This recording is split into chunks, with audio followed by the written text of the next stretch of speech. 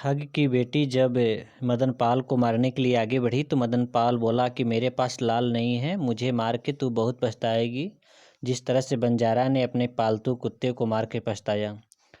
तो ठग की बेटी बोली कि कौन बंजारा, किस कुत्ते को मार के पछताया, बताओ। तो मदन पाल कहानी शुरू किया। कहा, हे ठग की बेटी, एक बंजारा था। उसके किसी माल में ऐसा घाटा आया कि उसके बैल तक बिक गए। फकत पालतू कुत्ता उसके पास रह गया। तब बंजारे ने सोचा कि कुत्ते को किसी साहूकार के यहाँ गिरवी रख के कुछ रुपया ले लेना चाहिए।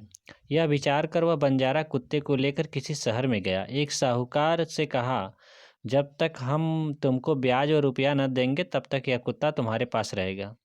यह कहकर बंजारा तो चला गया और कुत्ता साहूकार की दुकान पर रहने लगा। दैवयोग से रात के समय चोर आए, साहूकार की दुकान में घुसे और असरफियों को ले चले, लेकिन कुत्ता भौंका नहीं। कुत्ता मन में सोचा कि भौंकता हूँ तो यह चोर मेरे दो टुकड़े कर देंगे। इससे अच्छा यही है कि इनके पीछे पीछे मैं चलता हूँ, देखता हूँ ये माल कहाँ ले जाकर छुपाते हैं। जब चोर शहर से बाहर पहुंचे तो वहां एक तालाब देखा। तब उसमें थैलियों को डालकर वहां से चले गए। तो कुत्ता भी आकर अपनी दुकान पे बैठ गया। इतने में सवेरा हो गया। साहूकार ने दुकान पे आके देखा तो माल असबाब कुछ नजर न आया। तब साहूकार रोने लगा, कहने लगा, हाय हमारी चोरी हो गई। यह बात सुनकर बहुत लोग इकट्ठे हो गए और साहूकार को समझाने लगे। तब साहूकार बोला, मुझे माल जाने की इतना सोच नहीं है जितना इस कुत्ते को सोच कर मैं दुखी हो रहा हूँ। लोग कहते हैं कि बंजारे का कुत्ता 100 आदमियों के बराबर काम देता है। यह नमक हराम भौंका तक नहीं। अगर यह उस समय भौंकता तो आसपास के सब लोग जाग जाते और मेरा माल क्यों जाता। जब साहूकार ने ये बातें सबसे कही तब कुत्ता साहूकार का दामन पकड़कर दुकान के बाहर की ओर भौंकने लगा। तब 2-4 आदमियों ने उस साहूकार से कहा कि देखो, यह कुत्ता कुछ कह रहा है, इसके साथ चल के देखो तो यह कहाँ ले जाता है। क्योंकि यह बात सही है कि बंजारे का कुत्ता बड़ा अक्लमंद होता है। यह बात सुनकर वह साहूकार कुत्ते के पीछे चला। कुत्ता सबको तालाब में ले गया। तालाब पर उस तालाब में कूद पड़ा और गोता मारकर एक थैली अपने मुंह में पकड़ लिया। तब उस थैली को देखकर सब लोग कहने लगे कि सब माल तो इसी तालाब में है।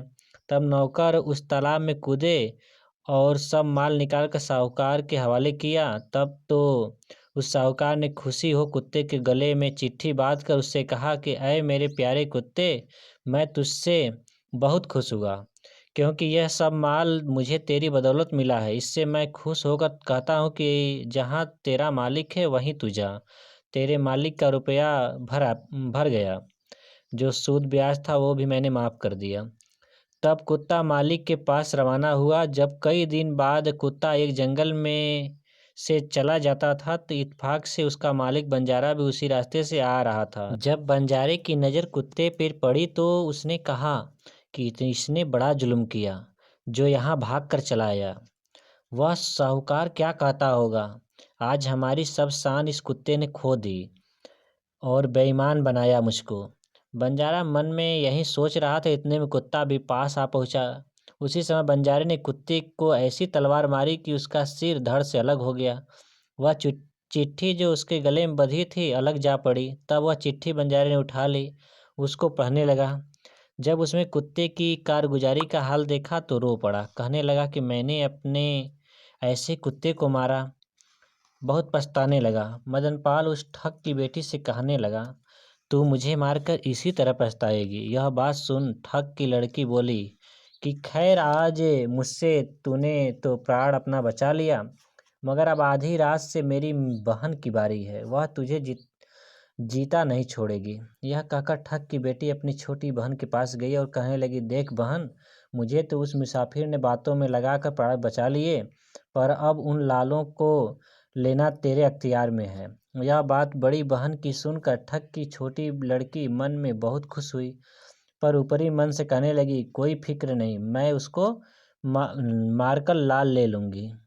यह कहकर ठग की छोटी बेटी मदनपाल के पास आई और कहने लगी, हे प्राण प्यारे, अब आप किसी बात की फिक्र मत करो, अब मेरी बारी है। हमारे भाई बाप तो मुसाफिरों को पकड़ लाते हैं, हम दोनों बहन ही अपनी बारी बारी से उन्हें मार कर धन ले लेते हैं। सो अब मेरी बारी है, मैं दिलो जान से आपकी आशिक हूँ, ताबेदार हूँ, जैसा मुनासिब समझे वैसा करें। तब मदनपाल बोला कि हे प्राण प्यारी, यहाँ रहकर हमारी मोहब्बत का निर्वाह होता कठिन है। जो आपकी मर्जी हो तो यहाँ से चलना ही मुनासिब होगा। यह बात पाल की सुनकर ठग की बेटी बोली कि बहुत अच्छा, ऐसा है कि यहाँ से निकलने का उपाय मैं बताती हूँ। मेरे बाप के पास 2 साड़नी है।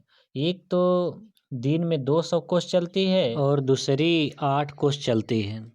तुम उनमें से बड़ी साड़नी ले आओ, उस पर बैठकर हम तुम दोनों चलें, जिससे मेरे घर वाले न पकड़ सकें। ठग की बेटी की यह बात सुनकर साड़नी लेने गया, परंतु डर और घबराहट के कारण वह 200 कोस वाली साड़नी न लेकर 8 कोस वाली साड़नी ले आया।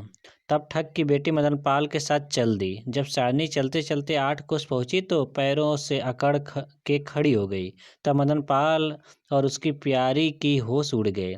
इधर वह ठग सवेरा होते ही जागा तो देखा कि छोटी बेटी और मुसाफिर नहीं है। तब ठग कहने लगा कि देखें वह कहाँ जाएगी, मेरी बड़ी साड़नी तो मौजूद है। तब वह उस पे सवार होकर चल दिया। 2 घंटे के बाद उसी जंगल में पहुंचा जहां छोटी साड़नी खड़ी थी। मदनपाल ठग को देखकर घबराया और ठग की बेटी से कहने लगा, प्यारी तुम्हारा पिता आ गया, अतः इससे प्राण बचाने का उपाय तुम करो। तब ठग की बेटी बोली, घबराओ नहीं, इस पेड़ पे चढ़ जाओ। मेरा बाप तुमको पकड़ने के लिए जब पेड़ पे चढ़ेगा तो मैं उसकी सारनी पर बैठकर तुम्हारे नीचे, पेड़ के नीचे आ जाऊंगी और तुम ऊपर से कूद के सारनी पे आ जाना। सो हम तुम दोनों बच जाएंगे। यह सुनकर मदनपाल पेड़ पे चढ़ गया। इतने में ही ठग भी आ गया। मदनपाल को पेड़ पे देखकर ठग सारनी से उतरकर मदनपाल को पकड़ने के लिए पेड़ पर चढ़ा।